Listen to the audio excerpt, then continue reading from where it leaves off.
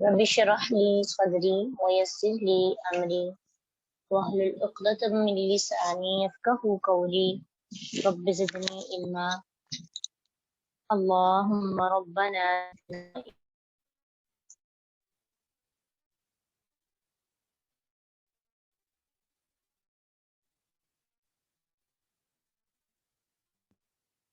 अऊज़ु बिल्लाहि मिनश शैतानिर रजीम बिस्मिल्लाहिर रहमानिर रहीम वलौ और अगर युअज्जिलु जल्दी करता अल्लाहु अल्लाह लिन्नासी लोगों के लिए अज्जला युअज्जिलु ताजील बाब तफ़ईल के वजन पर है और इधर इसका मतलब है वक़्त से पहले तलब करना, वक़्त से पहले किसी चीज में जल्दी मांगना। तो अगर जल्दी करता अल्लाह लोगों के लिए अशर्रा बुराई को देने में, इस्तिजालहुम जैसे जल्दी मांगना है उनका, बाब इस्तिफाल के वजन पर, बिलखैरी भलाई को, लकुजिया अलबत्ता पूरी कर दी जाए, इलैहिम उनकी तरफ, आजालू मुद्दत हुम उनकी, छोड़ देते, अल्लज़ीना फा तो नज़रो फिल मुज़ारे है ना, नून जो है शुरू में मुतकल्लिम के लिए लगे, अल्लज़ीना उन्हें जो ला यरजूना नहीं वो उम्मीद रखते, लिका मुलाकात की ना हमारी, फितुग़यानिहिम अपनी सरकशी में यामहून वो भटकते फिरते हैं। इस आयत की तफसीर दो तरह से की जाती है।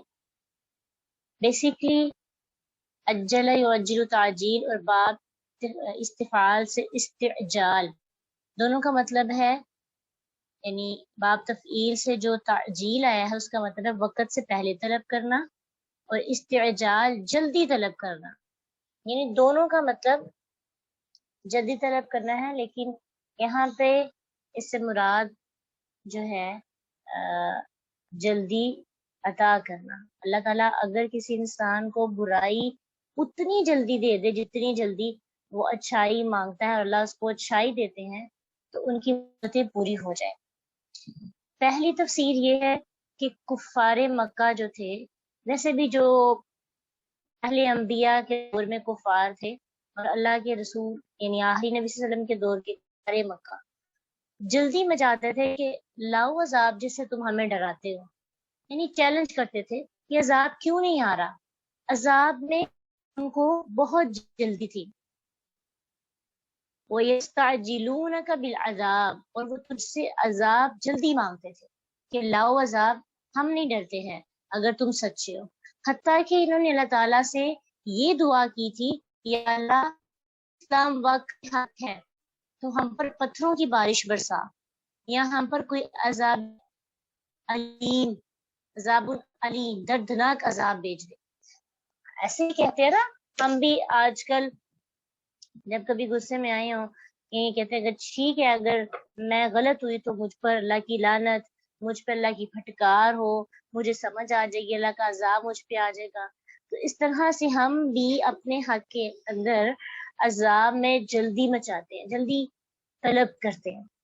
तो पहली तफसीर तो यह है कि अल्लाह सुब्हान तआला कहते हैं अगर इनको अजाब देने में हम जल्दी कर दें जैसे पहले लोगों पहली कौमों पे की थी, तो इनका वक़्त पूरा हो जाए, इनका वक़्त ही खत्म हो जाए, जिस तरह से ये मुंह खोल खोल के अल्लाह ताला से अजाब खुद ही तलब करते हैं।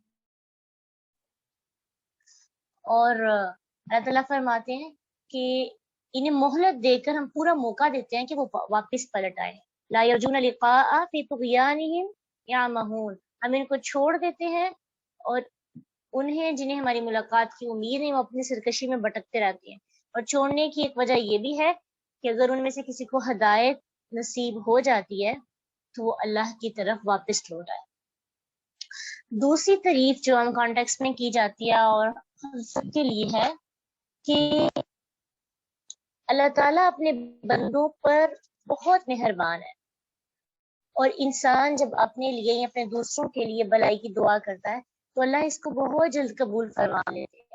لیکن جب غصے میں یا رنج میں آ کر اپنے منہ سے اپنے لیے، اپنے بچوں کے لیے، اپنے مال کے لیے یا دوسروں کے لیے بد دعا نکالتا ہے، ایسے کلمات نکالتا ہے جس سے دوسروں کے نقصان کی دعا ہوتی ہے، تو اللہ ہی نے قبول نہیں فرماتا، بلکہ اللہ ڈیل اور مہلت دے دیتا ہے کہ شاید وہ بندہ اپنی اصلاح کر لے۔ اگر اللہ ان کی یہ بد دعائیں جلدی قبول کر لے تو وہ تو بہت جلد ہلاک ہو جائے۔ ٹھیک ہے، جیسے پیرنٹس کو جب غصہ آیا ہوتا ہے تو اپنے بچوں کو بد دعائیں دینا شروع کر دیتے ہیں، اللہ کرے تم یہیں پہ مر جاؤ، اور پھر اپنے آپ کو اپنے بال نوچنے لگتی ہیں۔ بعض خواتین اسٹیمنا ان کا برداشت کرنے کا بہت کم ہوتا ہے، اپنے آپ کو بد دعائیں دینے لگتی ہیں، میں ہی مر جاؤں، میرا ہی برا ہو جائے، میرے ساتھ فلاں بندہ برا سلوک کرے، یا اپنے مال کے بارے میں بد دعائیں دینا۔ ٹھیک ہے، اگر آپ کو کوئی نقصان پہنچا، مثلا آپ چلتے ہیں تو آپ کو صوفہ آپ کو لگ جاتا ہے، آپ کو چوٹ پہنچتی ہے، تو آپ کہتے ہیں ٹوٹ ہی جائے یہ، یا پھر آپ کوئی بھی چیز ہے، پنکھا آپ کو ہوا نہیں دے رہا تو پنکھا گر ہی جائے، اتنی ہلکی ہوا کا آہستہ آہستہ چل رہا ہے، اس کا کیا فائدہ۔ تو تھوڑا سا اگر ہم غور کریں تو ہم اپنے روزمرہ کے معاملات کے اندر جب ہماری مرضی کا کام نہیں ہو رہا ہوتا، ہم کیا کرتے ہیں؟ بد دعائیں شروع کر دیتے ہیں، غصے میں آ کر ایسے الفاظ استعمال کر دیتے ہیں کہ اگر وہ لفظ اللہ سبحانہ تعالیٰ پورے کر دے تو پھر کیا ہو، ہم ہلاک ہو جائے۔ جتنی سوچے سمجھے بنا ہم باتیں کر جاتے ہیں ایسی نیگیٹو، تو کتنا برا ہو ہمارے ساتھ۔ لیکن اللہ سبحانہ تعالیٰ نے بد دعاؤں کو پورا کرنے کے لیے ایک ڈیل دے دی ہے کہ انسان اپنی اصلاح کر لے، شاید اسے پتہ چل جائے کہ وہ غلط کہہ رہا ہے۔ حدیث میں آتا ہے اللہ سبحانہ تعالیٰ کی اسی چیز کو جو کہ قرآن میں بتائی ہے، نبی صلی اللہ علیہ وسلم فرماتے ہیں کہ لوگوں اپنے آپ پر بد دعا نہ کرو، اپنے آپ پر بد دعا نہ کرو۔ کیوں نہ کرو؟ اور ساتھ ہی بھی کہا اپنی اولاد پر بھی بد دعا نہ کرو، اپنے خادموں پر بھی بد دعا نہ کرو، اور اپنے مالوں پر بھی بد دعا نہ کرو۔ ایسا نہ ہو کہ تم کسی ایسے وقت میں دعا کر بیٹھو جس میں مانگی ہوئی چیزیں دی جاتی ہیں اور تمہاری بد دعا اللہ قبول کر لے۔ اسپیشلی بچوں کو بد دعا دینے سے، اپنے آپ کو بد دعا دینے سے، اپنے خادموں کو جو آپ کے غلام ہیں، آپ کے ساتھ کام کرنے والے ملازم ہیں ان کو، اور اپنے مال کو بد دعا دینے سے منع کیا گیا ہے۔ اس لیے یہ جو ہمارا ایک سٹائل ہے، ہمارا ایک مزاج ہے، یا غصے میں ہمیں کچھ بھی پتہ نہیں چلتا، ہم آؤٹ آف کنٹرول ہو جاتے ہیں، ہمیں سمجھ نہیں آتی کہ ہم کہہ کیا رہے ہیں۔ ہمیں لگتا ہے کہ ہم شاید دوسروں کی توجہ حاصل کر لیں گے ایسا کہہ کے، یعنی دوسرے چپ ہو جائیں گے کہ یہ بندہ اپنے آپ کو ہی کوسنے لگا ہے تو مجھے چپ ہو جانا چاہیے۔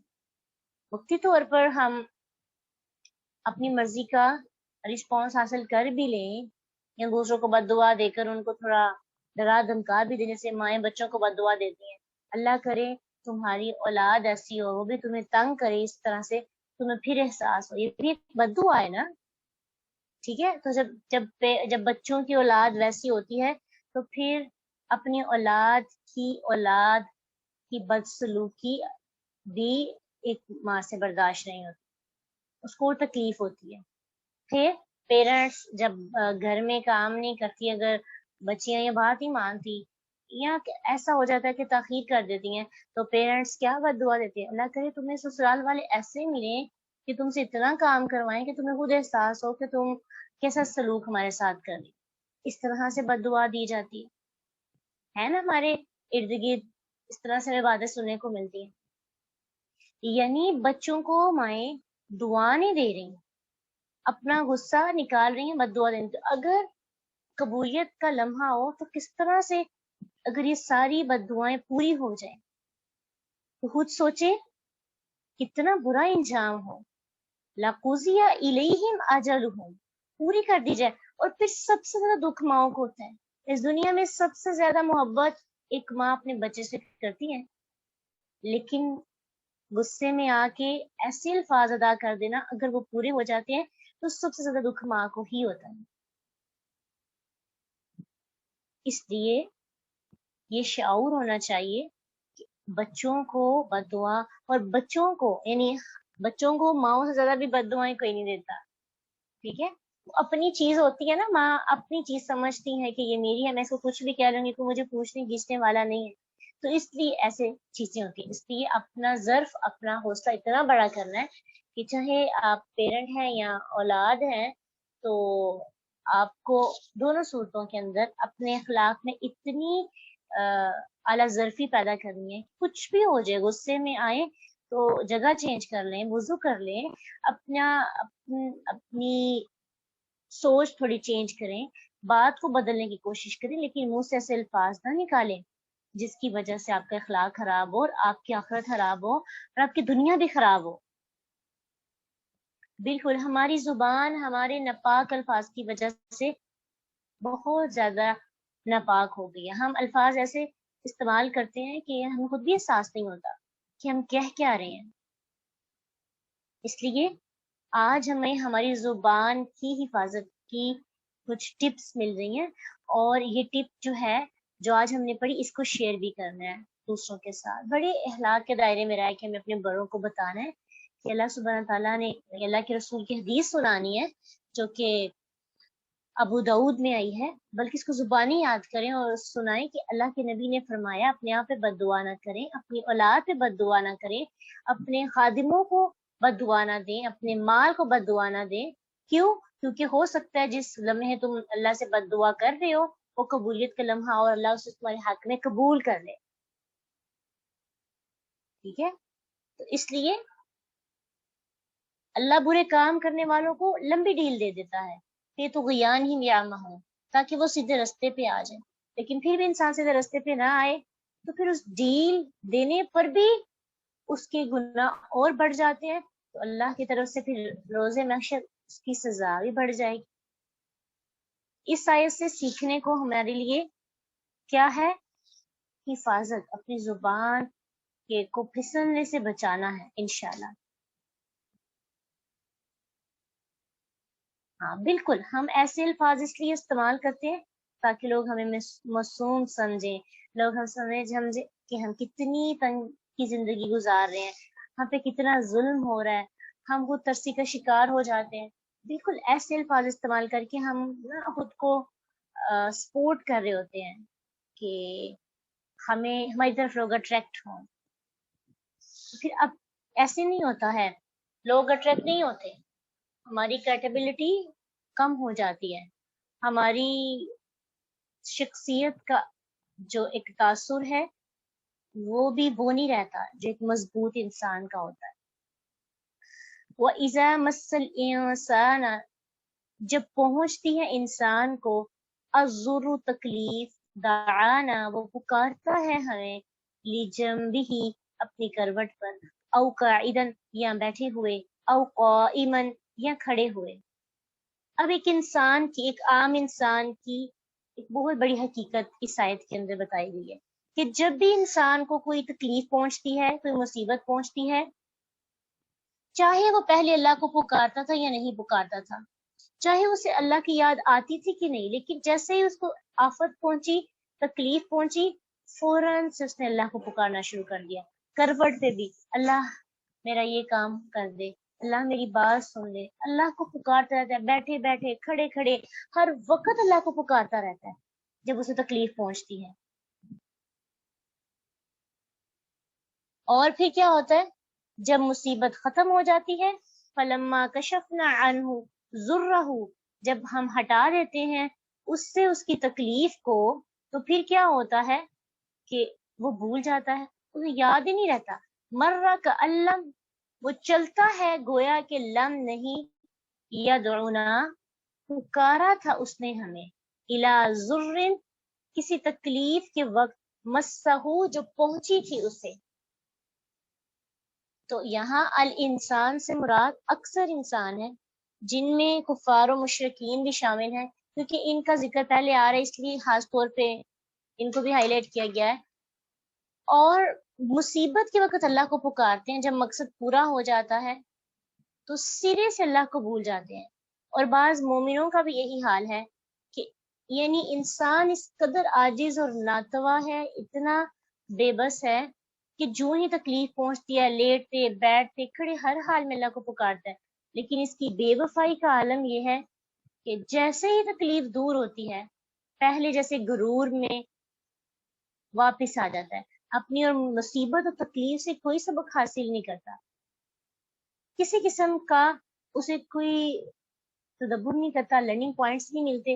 अल्लाह ताला उसकी इतनी मदद करते हैं, फिर भी वो अल्लाह की बात को, हिकमत को समझ ही नहीं पाता। सूरह जुमर के अंदर ऐसी आदत का जिक्र है कि अल्लाह सुब्हान तआला फरमाते हैं कि जब इंसान को कोई तकलीफ पहुंचती है तो वो हमें पुकारता है, फिर जब हम इसे अपनी तरफ से कोई नेमत देते हैं तो कहता है ये मुझे एक इल्म की बुनियाद पे दी गई। क्रेडिट किसको दे रहा है? अपने आप को। कहता है कि फलां बंदे ने मेरी मदद की थी, मेरे पास ये स्किल थी, मैंने अपनी स्किल की वजह से, मेरे अंदर कॉन्फिडेंस था, मैंने कंट्रोल किया, मैंने ओवरकम किया, ये सारे जो बैरियर्स थे इनको मेरी सलाहियतों की वजह से खत्म किया गया। वलाकिन अक्सरुहुम ला यअलमून, लेकिन अक्सर लोग तो जानते ही नहीं। फिर इसी तरह सूरत हूद के अंदर अल्लाह सुब्हान तआला फरमाते हैं कि और बेशक अगर हम इसे कोई नेमत चखाएं किसी तकलीफ के बाद, तो जो इसे पहुंची थी तो यकीनन वो कहेगा सब तकलीफें मुझसे दूर हो गई। बेशक वो यकीनन बहुत फूलने वाला, बहुत फख्र करने वाला है। ये नहीं कहता, आजिज नहीं होता कि अल्लाह आपका शुक्र, क्या आपने मुझे इस मुसीबत से निकाला, बल्कि तराने लगता है, फख्र करने लगता है। ये है इंसान की हकीकत। बिल्कुल ऐसी बात है, जब हम मुसीबत में होते हैं हम अल्लाह से कहते हैं अल्लाह ये तकलीफ दूर हो जाए, हम फला गुनाह छोड़ देंगे, हम अपनी बुरी आदतों को छोड़ देंगे। लेकिन हम जब मुसीबत से निकलते हैं तो बिल्कुल आम होते हैं, हमारे अंदर गुनाह छोड़ने की जो शिद्दत आई होती है ना, उस मुसीबत से निकलने के बाद बिल्कुल खत्म हो जाती है। और हमने ऐसे धोखे अल्लाह को बहुत दफा देते। तो ये है इंसान, इंसान का अंदाज अतराने का। यहाँ इन लोगों की मजम्मत की गई है जिनकी दुआ का तरीका ठीक नहीं है। क्या है कि अल्लाह जब इनको तौफीक देते हैं हदायत और हदायत की, तो मुश्किल के अंदर तो अल्लाह को पुकारते हैं, लेकिन जब खुशी आती है तब नहीं पुकारते। इसके बरक्स जो हदायत याफ्ता लोग होते हैं वो सख्ती और नरमी हर हाल में अल्लाह को याद रखते हैं। वो ये नहीं देखते कि हम मुसीबत के अंदर हैं तो पुकार लें, जब उनके ऊपर आफत उनकी चली जाती है तो अल्लाह को भूल जाते हैं। ऐसे मोमिन बंदों के बारे में अल्लाह सुब्हान तआला फरमाते हैं और हदीस में आता है कि मोमिन का तो मामला ही बहुत अजीब है, क्योंकि उसका हर काम ही उसके लिए खैर का बाइस बनता है। ये चीज कामिल मोमिन के सिवा किसी को हासिल नहीं होती। अगर उसे कोई खुशी हासिल हो तो शुक्र अदा करता है, बस ये खुशी उसके लिए खैर का बाइस बनती है। अगर उसे कोई तकलीफ पहुंचे तो सब्र करता है, तो ये सब्र करना उसके लिए खैर का बाइस बनता है। तो मोमिन का मामला बहुत मुख्तलिफ है एक आम इंसान से। हमने ये देखना है हम कैसा रवैया अख्तियार करते हैं, मोमिनों जैसा या फिर आम इंसानों जैसा। कैसा तरीका होता है हमारा? गौर फिक्र करें ना साथ साथ अपनी हालत पर, अपना एहतसाब भी साथ साथ करना है। ये ना हो कि हम पढ़ते तो जाएं लेकिन हमें इल्म ना हासिल हो, हमारा एहतसाब ना हो, हम तदब्बुर ना कर सके, हमें समझ ना हो कि अल्लाह कह किसको रहे हैं। गौर करें, जब आप खुशी में होते हैं क्या अल्लाह को याद करते हैं? कभी आपने शुक्र अदा किया हो, अल्हम्दुलिल्लाह।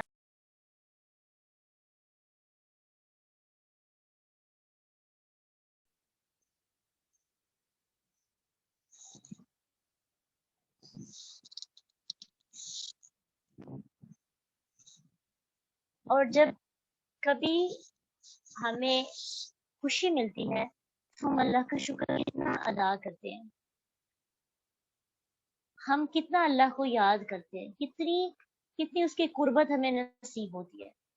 اس کے برعکس اپنے دکھی حالات کو دیکھیں کہ ہم جیسے ہی ایک کانٹا بھی چبھتا ہے، کوئی ہمیں برا بلا کہتا ہے، فوراً سے معصومیت کا لبادہ اوڑھ کر خود ترسی کا شکار ہو کر اللہ کے پاس جاتے اور جا کے اللہ کو پکارتے ہیں، فلاں نے مجھ پہ ظلم کیا، اپنی بے بسی کا عالم اتنا ہوتا ہے کہ اللہ کے سامنے جا کے جھک جاتے ہیں۔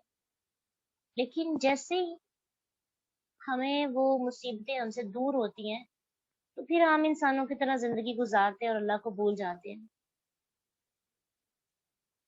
تو مومن تو ایسا بندہ نہیں تھا، مومن تو ڈفرینٹ تھا۔ تو ہم نے کیا کیا، ہم نے عام انسانوں جو اکثر انسان کرتے ہیں نا، ہم ان کی صف میں شامل ہو گئے۔ اللہ کہتے ہیں كَذَلِكَ زُيِّنَ لِلْمُسْرِفِينَ مَا كَانُوا يَعْمَلُونَ، اسی طرح مزین کر دیے گئے حد سے بڑھنے والوں کے لیے جو وہ کام کرتے تھے۔ تو مسرفین کون ہوتے ہیں؟ حد سے بڑھنے والے۔ اور مسرفین کو یہ نعمت حاصل نہیں ہوتی، مسرفین کو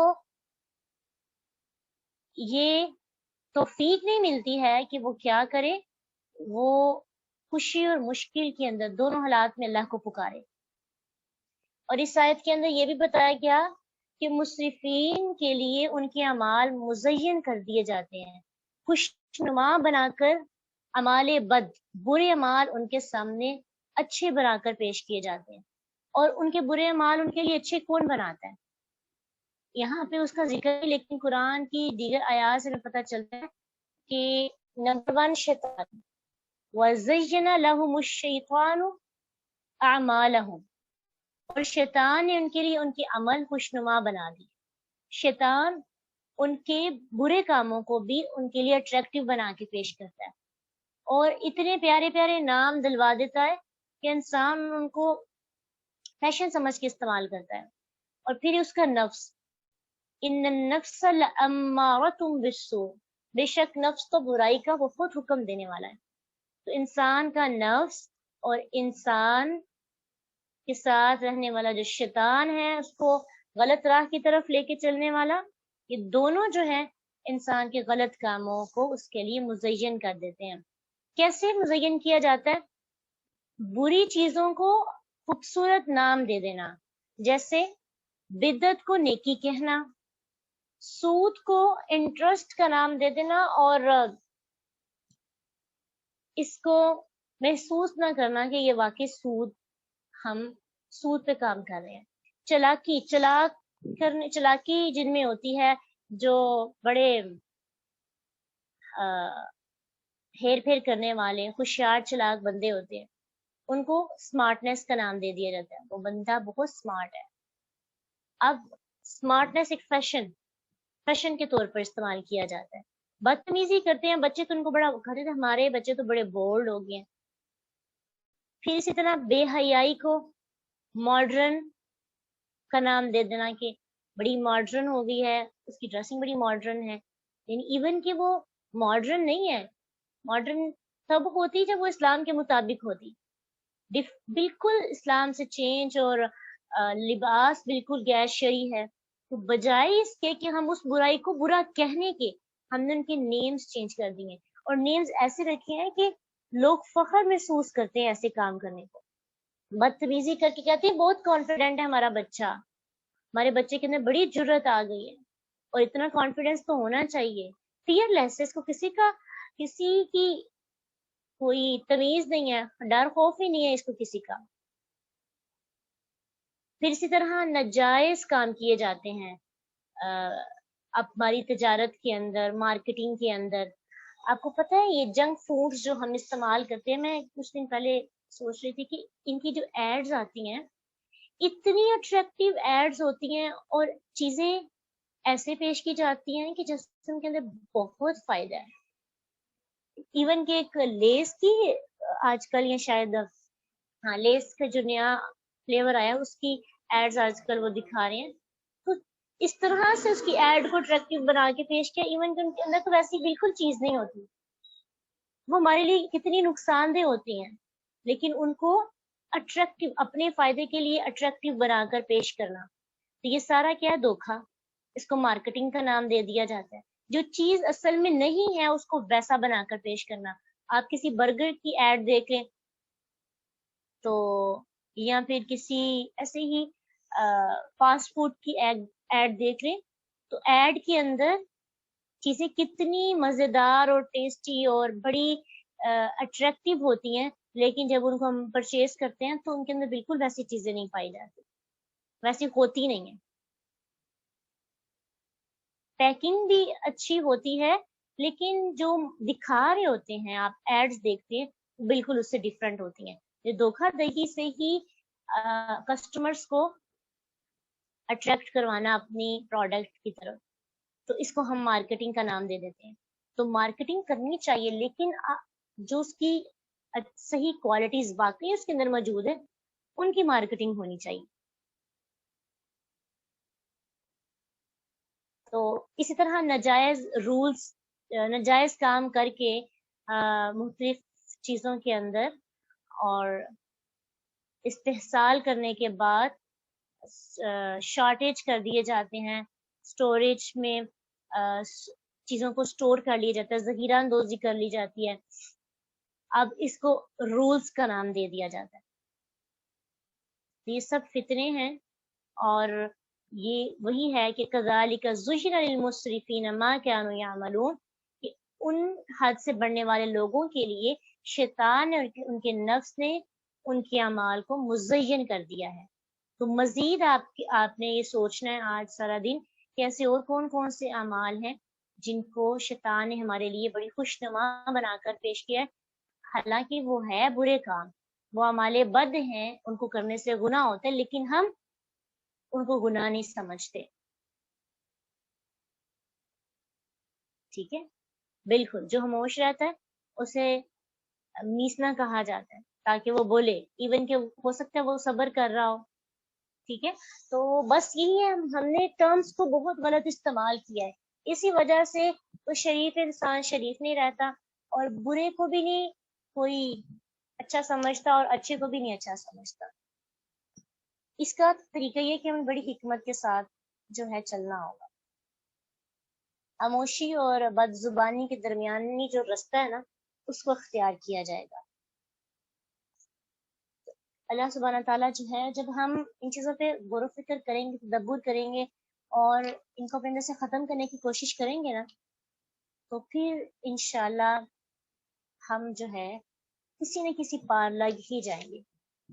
تو ہمارے لیے اس آیت کے اندر سبق یہ ہے کہ بیسکلی بتایا یہ گیا ہے کہ مصیبت دور ہونے پر بھی ہمیں اللہ تعالیٰ کے ذکر اور دعا میں کمی نہیں کرنی چاہیے۔ ہمیں یہ نہیں کہنا چاہیے کہ یہ مصیبت میری وجہ سے دور ہوئی، یا خوشحالی میں ہم بالکل اللہ کو بھول جائیں۔ حدیث میں آتا ہے، اللہ کے نبی صلی اللہ علیہ وسلم فرماتے ہیں، ترمذی کی حدیث ہے، کہ جس بندے کو پسند ہو کہ اللہ سختیوں اور مصیبتوں میں اس کی دعا قبول کرے، تو اس بندے کو کیا کرنا چاہیے؟ خوشحالی میں کثرت سے اللہ سے دعا کرے۔ تو اگر ہم آج خوشحال ہیں، خوش ہیں، تو اپنے لیے دعائیں مانگنی چاہیے، اپنے ایمان کی، اپنے تقوی کی، اللہ کے قرب کی، اذکار کرنے چاہیے، ذکر کرنا چاہیے۔ جب ہم خوشحالی میں اللہ کو پکاریں گے تو سختیوں اور مصیبتوں میں انسانوں کی دعائیں پھر جلدی قبول ہوتی ہیں، کیونکہ ایک رشتہ بنا ہوتا ہے نا، کنیکشن جلدی جڑ جاتا ہے، چیزیں جلدی کنیکٹ ہو جاتی ہیں۔ اگر آپ وائی فائی یوز کرتے ہیں اپنے گھر کا، پاسورڈ لگا ہوتا ہے، اور آسانی سے جب آپ باہر سے اندر آتے ہیں، گھر میں انٹر ہوتے ہیں، فوراً سے کنیکٹ ہو جاتا ہے۔ تو جب اللہ کا اور آپ کا کنیکشن ہی جڑا ہوا، تو پھر اتنی جلدی پاسورڈ پہلے پھر آپ کو لینا پڑتا ہے، اس کا پاسورڈ کیا ہے، پھر پاسورڈ لگاتے لگاتے تاخیر ہو جاتی ہے، اور مصیبتیں اور بڑھتی جاتی ہیں، کنیکٹ نہیں کر پاتے آپ خود کو اللہ کے ساتھ۔ تو خوشحالی میں آپ نے پاسورڈ وغیرہ لگایا ہوگا نا اپنے اور اللہ کے رشتے کے اندر، جو وائی فائی کے سگنل ہم تک پہنچتے ہیں اللہ کی طرف سے، تو وہ کنیکٹ ہوں گے تو آسانی سے مصیبتوں کے اندر ہمیں پاسورڈ ڈھونڈنے کی بجائے ہم اللہ سے بے بسی کی حالت میں وہ مانگیں گے جس کی ہمیں ضرورت ہے. ہمیں یہ نہیں لگے گا کہ ہم مطلب پرست ہیں، ہمیں یہ نہیں لگے گا کہ ہم اللہ کے پاس ضرورت کے وقت آئے. ہمیں پتہ ہوگا کہ ہم پہلے بھی ایک رشتہ ہمارا اللہ کے ساتھ جڑا ہوا، ٹھیک ہے. تو خوشحالی میں اللہ کو پکارنا ہے تاکہ مصیبت میں ہماری مدد کی جائے. اور پھر ایک یہ بھی لیسن ہمیں ملا کہ ہم نے اپنے اعمال کی طرف دیکھنا ہے جن اعمال کو ہم نے بڑا خوشنما بنایا ہوا.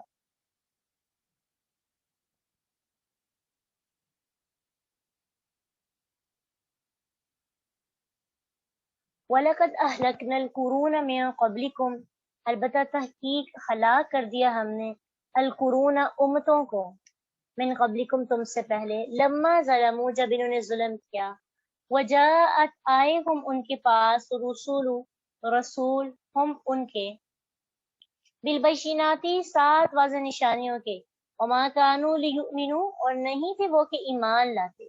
كذلك نجزي القوم المجرمین، اسی طرح ہم بدلہ دیتے ہیں مجرم لوگوں کو. تو اس سے مراد ایک عہد کے لوگ ہیں، یعنی یہاں مراد ایسی اقوام ہے جنہوں نے ظلم کیا، اپنے دور میں عروج حاصل کیا، پھر ظلم کی وجہ سے ملیا میٹ کر دیے گئے، عروج سے جا کے زوال میں گرے. دونوں صورتوں میں ہلاکت ہے، کہ ان پر عذاب آیا یا پھر ان کا عروج ختم ہو گیا اور زوال کا شکار ہو گیا. تو اوپر بتایا گیا ہے نا کہ ان کی بد دعا اور طلب پر اللہ تعالیٰ ان کی طرف عذاب نہیں نازل کرتے. تو اس میں سراسر اللہ کی حکمت ہے. اگر ان کی آزاری اور تکلیف کی وجہ سے یا ان کے پکارنے کی وجہ سے، چیلنج کرنے کی وجہ سے ان پر عذاب نازل کر دیا جائے تو ان کی تو مہلت ختم ہو جائے. اس لیے جو پہلی قومیں تھیں ان کے بارے میں غور و فکر کریں کہ کیسے اللہ نے ان پر عذاب نازل کیا اور ان کو مہلت نہ دی گئی. تو اپنے بارے میں بے فکر ہو جائیں، اگر ان کو عذاب چاہیے تو وہ قیامت کے دن ان کو مل جائے گا، لیکن ابھی دنیا کے اندر ان کو ڈیل دی جا رہی ہے، مہلت دی جا رہی ہے. ہمیں بھی اگر ہم آج سب کچھ جان کر بھی ابھی جو ہم نے آیت پڑھی کہ ہم شیطان نے خوشنما بنا دی ہمارے اعمال کو، یہ دیکھ کر بھی ہم غور و فکر نہ کریں کہ ہمارے کون کون سے ایسے اعمال ہیں کہ جو ہمارے لیے مزین کیے گئے ہیں اور ہم ان کو چھوڑ نہیں پا رہے، تو پھر ابھی بھی ہم نہ صبریں صدریں، سمجھیں کہ کذالک نجزی القوم المجرمین، جو جرم ہم کر رہے ہیں اگر دنیا کے اندر ہمیں اس کی سزا نہیں ملتی تو آخرت کے اندر اللہ سبحانہ تعالیٰ مجرم لوگوں کو ضرور بدلہ دیتے ہیں ان کے جرم کا، اور ان کی گناہوں کا ان کو ضرور سزا دی جاتی ہے. ثم جعلناکم خلائف فی الارض، پھر بنایا ہم نے تمہیں جانشین زمین میں، من بعدہم اس کے بعد، لننظر تاکہ ہم دیکھیں کیف تعملون کیسے کرتے ہو تم اعمال اپنے. یعنی ان لوگوں کے بعد جن پر عذاب آیا تمہیں ان کا جانشین، اس زمین کا جانشین بنایا، صرف اس لیے کہ دیکھتے ہیں کہ پہلوں نے کیا کیا، اب تم کیا کرتے ہو، اب تمہارے عمل کیسے ہوتے ہیں. تو ہر دور کے بعد ایک جانشین دوسرے کا جانشین ہوتا ہے، یعنی ہم اپنی پچھلی جو نسلیں گزر گئی ہیں، قوم گزری ہیں، ان کے جانشین. ان کے اعمال کیسے تھے یہ بھی اللہ جانتے ہیں، ہمارے کیسے تھے یہ بھی اللہ جانتے ہیں. اور یہ نہیں سوچتے کہ انہوں نے برے عمل کیے تو ہم بھی برے کریں گے.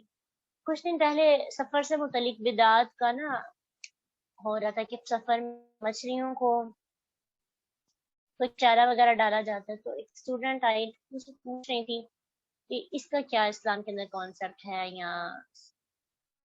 اسلام میں حکم ہے. تو میں نے کہا اس کا تو بالکل بھی قرآن و حدیث ہمیں کوئی ملتا نہیں ہے. اس کے ساتھ ایک اور لڑکی تھی، کہنے لگی تو شروع سے ہم کرتے آ رہے ہیں اور شروع سے ہم نے دیکھا ہے ہمارے باو اجداد کرتے آ رہے ہیں، یہ کیسے غلط ہو سکتا ہے. یعنی ہم بہت سے اعمال اس لیے کرتے ہیں کیونکہ ہمارے آباء و اجداد ان اعمال کو کرتے آ رہے ہیں. تو ہم بجائے کریکٹ کرنے کے مسٹیکس کو ہم سمجھتے ہیں کہ جو غلطیاں آباء و اجداد نے کی وہ غلطیاں نہیں تھیں، وہ ہم سے بڑے تھے، اور بڑے تو کبھی غلط ہو ہی نہیں سکتے. وہ آج ہمارے بڑے ہیں، وہ اپنے دور کے بڑے نہیں تھے، اپنے دور کے لیے وہ ہمارے جیسے ہی عام انسان تھے. مسٹیکس ان سے بھی ہو سکتی ہیں، غلط فہمی ان کو بھی آ سکتی ہے ذہن کے اندر. اس لیے اتنی بدعات ہمارے معاشرے کے اندر آ گئی ہیں کہ ایک نسل جو ہے وہ جاتی ہے تو اس کی اسی غلطی کو تھوڑی سے اور مسالے لگا کر اس بدعت کو اور تھوڑا سا سنگین اور قبیح بنا کر ہم بھی اس پر عمل کرنا شروع کر دیتے ہیں. تو یہ بھی ہے جسٹیفائی کرنے کا طریقہ خود کو، یہ بھی ہے اپنے اعمال کو مزین کرنے کا طریقہ. کبھی یہ سوچا ہی نہیں ہے ہم نے کہ جو ہم کام کر رہے ہیں یہ سوچ کر کے سب پہلے لوگ کرتے آ رہے تھے، کیا کبھی ہم نے سوچا کہ قرآن و حدیث سے ثابت ہے کہ نہیں؟ ٹھیک ہے، تو یہ چیز بھی ہم نے اپنے مائنڈ میں ابھی سوچنی ہے، ہمیں شعور عطا کیا اللہ نے.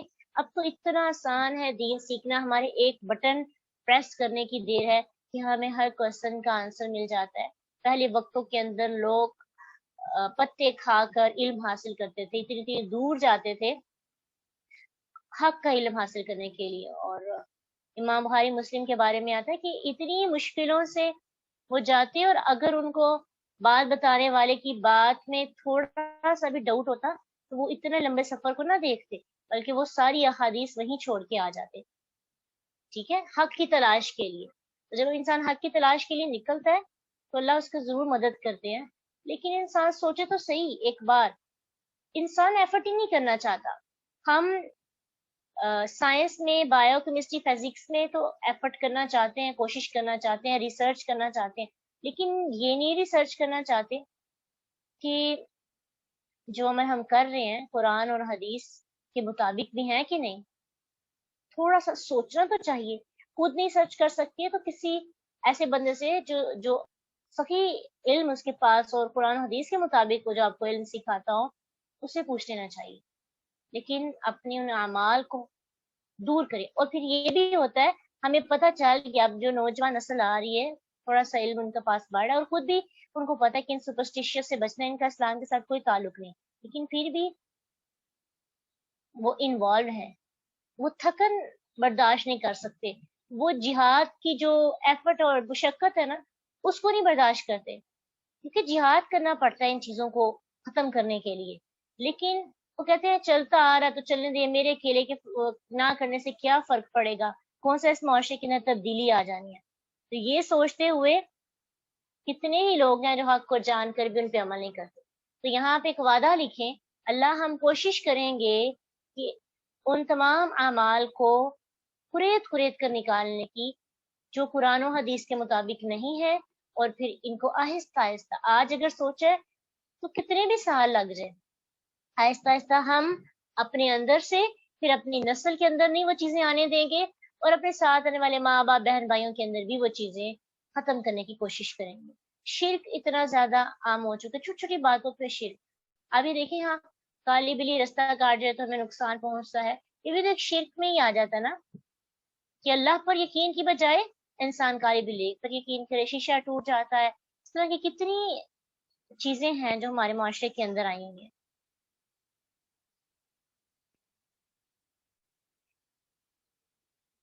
ایسی ہی بات ہے کہ انسان وہی کام کرتا ہے جو اس کے پیرنٹس اس کو بتاتے ہیں، اور جب پتہ چلتا ہے کہ پیرنٹس نے جو بتایا وہ غلط تھا تو انسان یقین ہی نہیں کر پاتا، قبول ہی نہیں کرتا. ٹھیک ہے، تو اس سے پہلے کہ اللہ آپ کو یہ سیٹ دے پیرنٹ بننے کی، اپنے آپ کو ٹھیک کر لینا چاہیے. ہم بھی ویسے ہی کریں گے، خود سوچیں نسل در نسل وہ گناہ جا رہے ہیں اور ہمارا اس کے اندر کنٹریبیوشن بھی ہے، ہم بھی اپنے بچوں کو پھر وہی سکھائیں گے. تو اپنے بچوں کی خاطر، اپنی نسل کی خاطر ہمیں علم سیکھنا ہے، حق بات ان تک پہنچانی ہے. حق جتنا سمجھنا آسان ہو گیا اتنا پہنچانا، اتنا اس کو ماننا اور عمل کرنا مشکل ہو گیا. اگلی آیت اس کی تصدیق کرتی ہے. اسی کو تھوڑی سی یہ تمہید تھی کہ ہم حق کو کیوں نہیں مان پاتے. وَإِذَا تُتْلَى عَلَيْهِمْ آيَاتُنَا بَيِّنَاتٍ، جب پڑھی جاتی ہیں ان کے اوپر آیات، واضح نشانیاں، واضح آیات قرآن کی، کہتے ہیں لا یرجونا، جو نہیں امید رکھتے لقاءنا، ہماری ملاقات کی. نبی کو کیا کہتے ہیں؟ ائتی، لے آؤ، بقرآن، قرآن، غیر ھذا، اس کے علاوہ، او بدل ہو، یا اس کو بدل دو، کیونکہ ان کی خواہش کے مطابق نہیں ہوتا قرآن، ان کی مرضی کے مطابق نہیں ہوتا قرآن. تو بجائے اس کے کہ وہ خود کو قرآن کے مطابق ڈالنے کے، قرآن کے مطابق خود کو چینج کرنے کے، اللہ کے رسول کو حکم دیتے ہیں کہ اس قرآن کی جگہ یا تو کوئی اور کتاب لے کے آؤ یا ہماری پسندیدہ باتیں اس میں شامل کرو. یعنی اللہ کے سوا کسی کو داتا، دستگیر، مشکل کشا، بگڑی بنانے والا بنانا. اگر پورا قرآن نہیں ہماری خاطر بدل سکتے تو کچھ تبدیلیاں اپنے پاس سے کر دیں. یہ تھا ان کفار کا طریقہ. اور آج ہم بھی ایسا ہی کرتے ہیں. ہم نے بھی قرآن کو اپنے مطابق بدلنے کی کوشش کی ہے. بہت سے لوگ ایسے کہتے ہیں کہ یہ کیسے ہر چیز ترقی کر رہی ہے، قرآن کو بھی ترقی کرنی چاہیے. اور قرآن کی وہی تفسیر ہم مانیں گے جو آج کے دور کے تقاضوں کے مطابق ہوگی. یعنی رد و بدل کرنا شروع کر دیا لوگوں نے. یا ایھا الذین آمنوا استعینوا بالصبر والصلاۃ کی تفسیر کیا کر دی؟ کیا لوگوں جو ایمان لائے ہو، صبر اور نماز کے ساتھ اپنی مدد طلب کرو اللہ تعالیٰ سے. اس کی تفسیر پتہ کیا کی؟ مجھے ایک کتاب پڑھنے کا موقع ملا اور اس میں اس ایک آیت کو پڑھ کے مجھے اتنا سخت دھچکا لگا کہ اتنی صاف ستھری آیت ہے اور اس کو اتنا اپنی مرضی کے مطابق، یعنی آج کے دور کے مطابق چینج کیا گیا. کیا تفسیر کی؟ اے لوگوں جو ایمان لائے ہو، صبر اور نماز سے مدد کرو. یعنی جو نماز پڑھتا ہے اس سے مدد حاصل کرو اور جو صبر کرتا ہے نا اس سے جا کے مدد مانگو.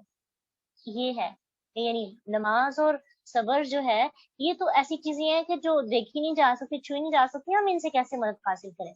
اس لیے اس کا مطلب یہ ہوگا کہ جو نماز پڑھتا ہے نا اس بندے سے جا کے مدد مانگو، اور جو صبر کرتا ہے نا، جو جیسے ہمارے اولیاء ہیں، پیر ہیں، فقیر ہیں، بزرگ ہیں، ان سے جا کے مدد حاصل کرو. یہ ہے تفسیر کو چینج کرنا، ظاہری میننگز کو بدل دینا، تحریف کر دینا، اپنی مرضی کے مطابق قرآن کو بدل دینا. تو ہمارے ماشاءاللہ سے پڑھے لکھے لوگ بھی قرآن کو بدل رہے ہیں. پھر کیا کیا کہ آج کے دور کے تقاضوں کے مطابق قرآن ہونا چاہیے اور دین ہونا چاہیے. تو حجاب کا حکم اس دور کے اندر تھا، تو اس دور کے اندر مدینہ میں منافق رہتے تھے نا، تو اس وجہ سے اللہ سبحانہ تعالیٰ نے حجاب کا، پردے کا حکم دیا. اب چونکہ منافق تو ہمارے ارد گرد رہتے نہیں ہیں، ایون کہ اس سے زیادہ منافق ہے، لیکن الگ بات ہے کہ ہم ان کی پراپر نشاندہی نہیں کر سکتے. مطلب تو اس لیے وہ اعتقادی منافق ہم کہہ سکتے ہیں نہیں ہمارے پاس ارد گرد رہتے. اعتقادی منافق چونکہ نہیں ہے اس لیے حجاب کا حکم ختم ہو جاتا ہے. یہ ہے ہمارے معاشرے کا المیہ کہ ہم آج کے تقاضوں کے مطابق دین کو کرنے کی کوشش کرتے. بہت سے ایسے اعمال ہیں جیسے آپ کو لوگ کہیں کہ یہ اس دور کی بات ہے، آج کی نہیں بات. تو قرآن تو دین تو مکمل ہو گیا، اب اس میں ہم چینجنگ نہیں کر سکتے. چینجز کرنے کی اجازت ہی نہیں ہے. یہ اجازت آپ نے نبی کو بھی نہیں دی. قل ما یکون لی ان ابدلہ، کہہ دیجئے نہیں ہے میرے لیے ان کے ابدلہ میں بدل دوں ہوں اسے، من تلقاء نفسی، اپنی طرف سے. مجھے بھی پرمیشن نہیں ہے کہ میں اس کے اندر کچھ بھی چینج کر دوں. آپ کو پتہ ہے قرآن کے اندر کچھ ایسی آیات ہیں جو اللہ کے رسول کی اگینسٹ ہیں، یعنی ان کی غلطی کو جو انہوں نے مسٹیک کی بشریت کے تقاضے کے مطابق جو ہے، جن کو اللہ تعالیٰ نے معاف بھی کر دیا، وہ موجود ہے. جیسے کہ عبس وتولی ان جاءہ الاعمی، اس میں ایک واقعہ ہے کہ اللہ کے رسول کے پاس ایک نبینا صحابی بیٹھے تھے اور آپ ایک کافر آیا اور آپ نے نبینا سے توجہ اٹھا کر کافر کی طرف توجہ کر لی. تو اس میں اللہ کے رسول کو ڈانٹا گیا ہے، عبس وتولی ان جاءہ الاعمی، کیا آپ نے منہ موڑ لیا اور آپ نے اعراض کیا ایسے بندے سے جو نبینا تھا اور اس کو فوقیت دی جو کافر تھا اور اس کی آنکھیں تھیں.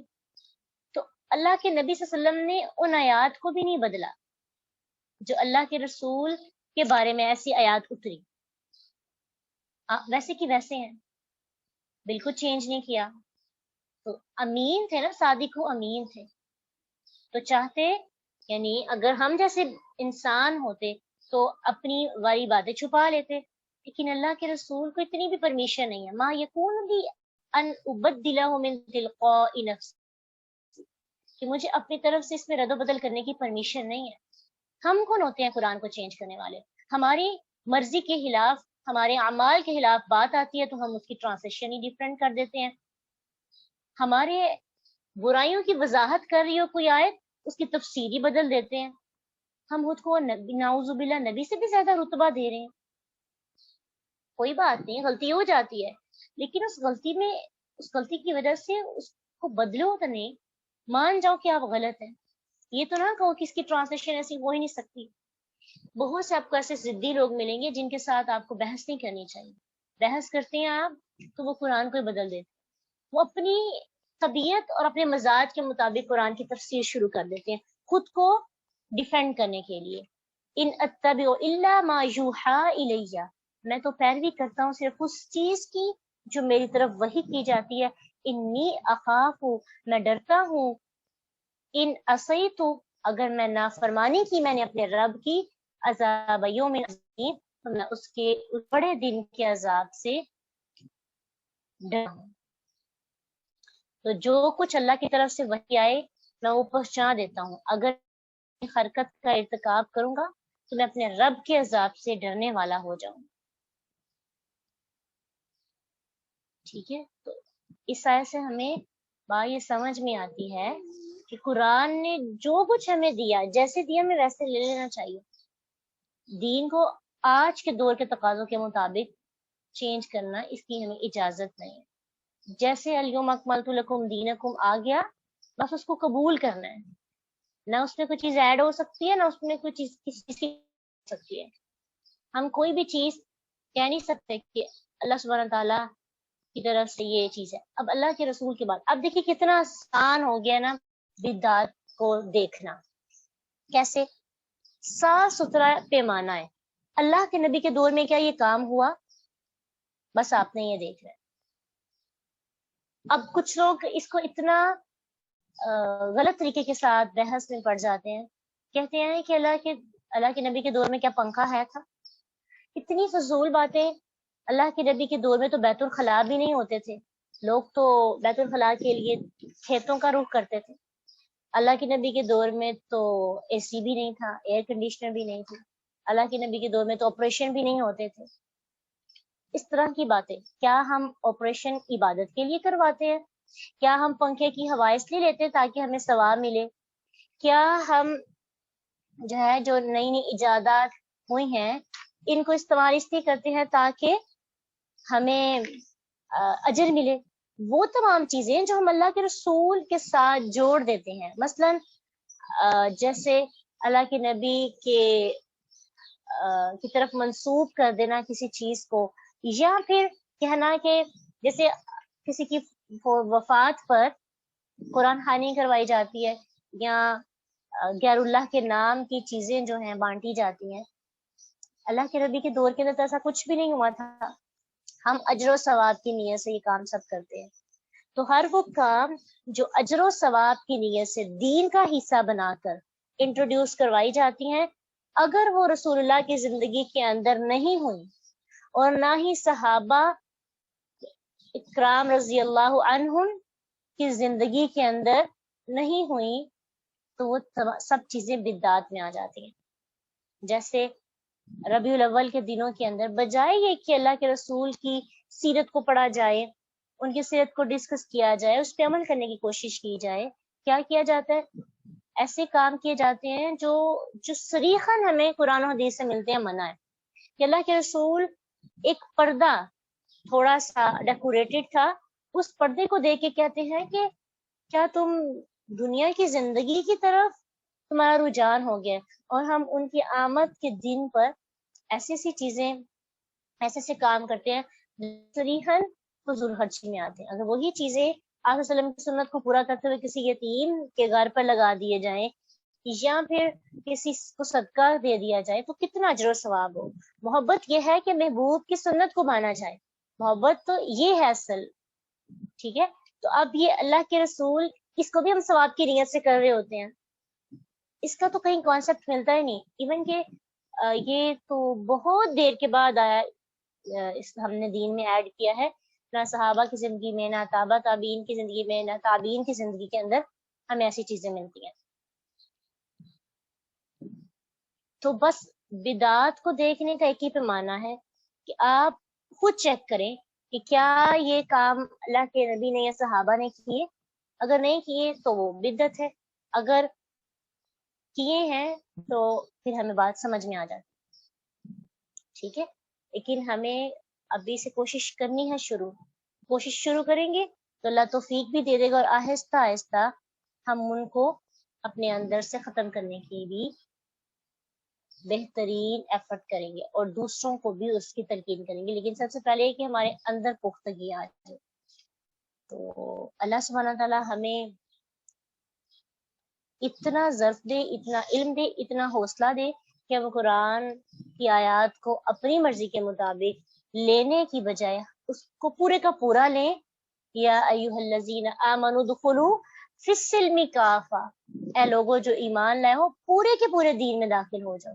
ولا تتبعوا خطوات الشیطان انہ لکم عدو مبین, شیطان کے قدموں کی پیروی نہ کرو, بے شک وہ تمہارا کھلا دشمن ہے.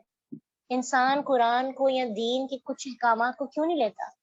اپنے نفس, اور وہی شیطان کی جو بات ہم نے پڑھی کہ شیطان نے چیزوں کو اتنا مزین کر دیا ہوتا ہے, ہمیں سمجھ ہی نہیں آتی کہ ہم صحیح کر رہے ہیں یا غلط کر رہے ہیں, بلکہ عبادت سمجھ کے غلط کام کرتے ہیں, صریحاً عبادت سمجھ کر. کتنی ایسی چیزیں ہیں. تو اللہ سے دعا کیا کریں, اللہ سے صراط مستقیم دکھا دے, اللہ ہمیں توفیق دے کہ ہم حق بات کو سمجھ سکیں اور ان کو باطل رستے کو چھوڑ بھی سکیں. اپنے لیے یہ دعا بھی ضرور مانگا کریں. حق کو سمجھنا آسان ہے لیکن چھوڑنا بہت مشکل ہے. ابو طالب رضی اللہ, ابو طالب جو اللہ کے رسول کے چچا تھے, حق کو سمجھتے تھے کہ کیا صحیح ہے کیا غلط ہے, لیکن چھوڑ نہیں پائے اپنے آباء و اجداد کی وجہ سے. تو ایسے ہی ہمارا بھی حال ہے, ہم بھی آباء و اجداد اور لوگوں کی خوشنودی اور رضا کی وجہ سے بہت سے کاموں کو نہیں چھوڑ پاتے جو کہ اسلام کے اندر جن کا کانسیپٹ ہی. آج کے اسائنمنٹ ہمارے لیے کیا ہے؟ آج ہمیں بار بار صرف تدبر کرنے کا ہی حکم دیا جا رہا ہے. پہلی تو چیز ہے کہ ہم نے اپنی زبان کو ٹھیک کرنا ہے, بد دعا نہیں کرنی, یہ عملی کام ہو گیا. اور اسائنمنٹ تدبر کی سوچنے والی کیا ہے ہمارے پاس, کہ ہم نے وہ سارے کام ڈھونڈنے ہیں جن کو شیطان نے ہمارے لیے مزین کیا ہوا ہے, جو دین کا حصہ نہیں ہے, لیکن ہم نے اچھے خوبصورت نام دے کر ان کو اپنے لیے بڑا اٹریکٹیو بنا لیا.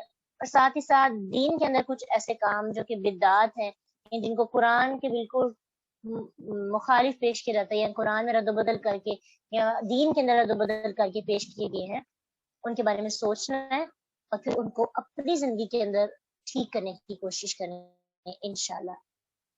اور ایسی چیزیں جو آپ کو نظر آئیں کہ یہ بھی صحیح ہو سکتی ہیں, یہ بھی ہمارے اندر اس چیز کی بھی کمی ہے اور اس کو بھی ٹھیک کیا جا سکتا ہے, اس کو ضرور آپ اپنے گروپس میں شیئر کریں, کیونکہ آپ کے تدبر کی وجہ سے یا آپ کی بات کی وجہ سے کوئی سیکھتا ہے, اس کو بھی سمجھ آ جاتی ہے, اچھا یہ بھی بات تھی مجھے تو نہیں پتا چلا.